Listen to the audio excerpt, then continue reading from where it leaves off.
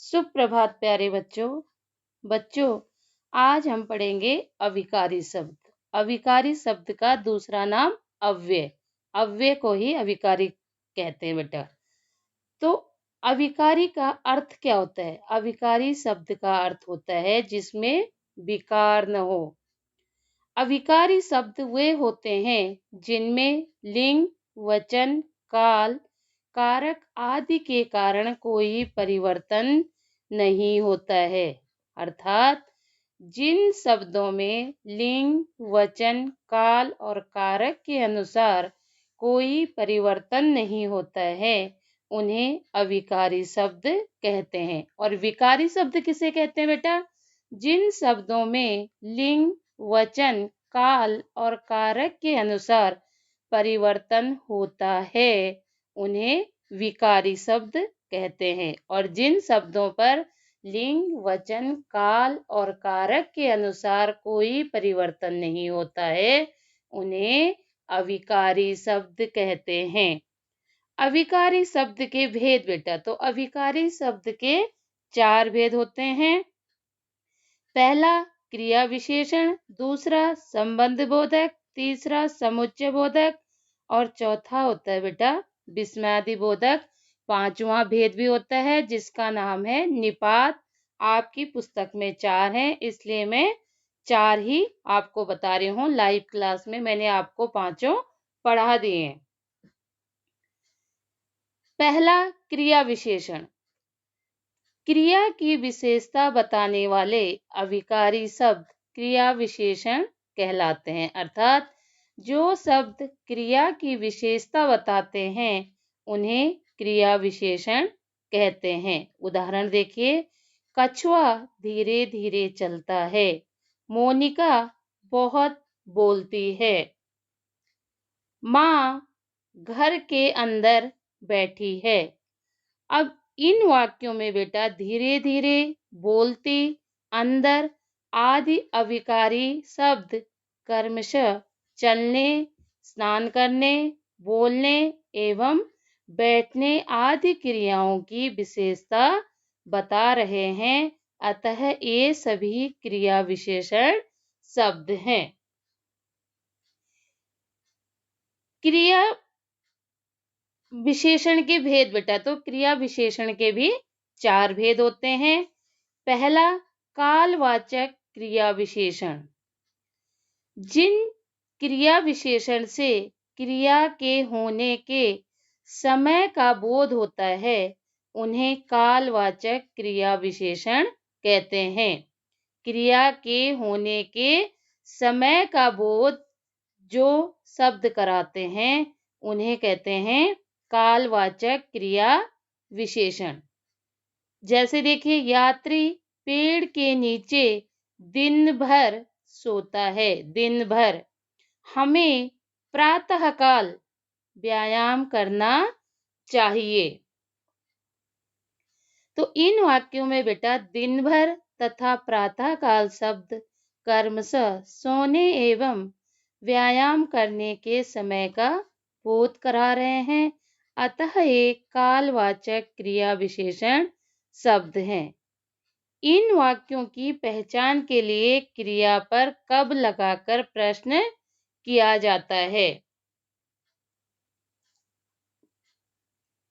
दूसरा है बेटा स्थानवाचक क्रिया विशेषण। जो अव्यय क्रिया के होने के स्थान या दिशा का बोध कराते हैं उन्हें स्थानवाचक क्रिया विशेषण कहते हैं। जो अव्यय क्रिया के होने के स्थान या दिशा का बोध कराते हैं उन्हें स्थानवाचक क्रिया विशेषण कहते हैं। उदाहरण देखिए, गांव में हरियाली चारों ओर दिखाई देती है। आकाश दिन भर में यहाँ वहाँ घूमता रहता है। इन वाक्यों में बेटा चारों ओर तथा यहाँ वहाँ शब्द क्रमशः दिखाई देने तथा घूमने के स्थान का बोध करा रहे हैं। अतः ये स्थानवाचक क्रिया विशेषण शब्द हैं।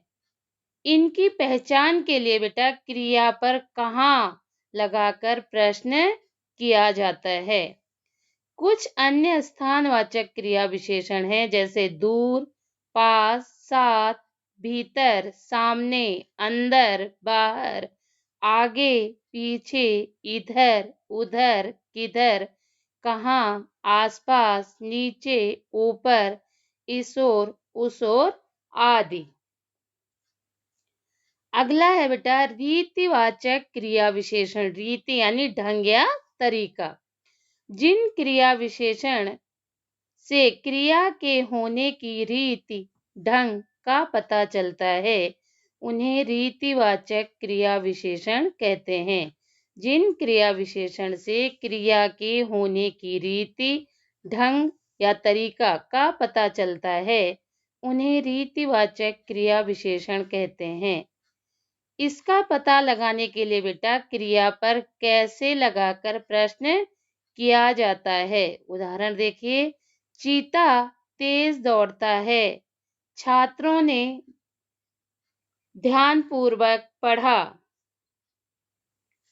इन वाक्यों में बेटा तेज तथा ध्यानपूर्वक अविकारी शब्द क्रमशः दौड़ने एवं पढ़ना क्रियाओं की रीति अथवा ढंग बता रहे हैं, अतः ये रीतिवाचक क्रिया विशेषण है।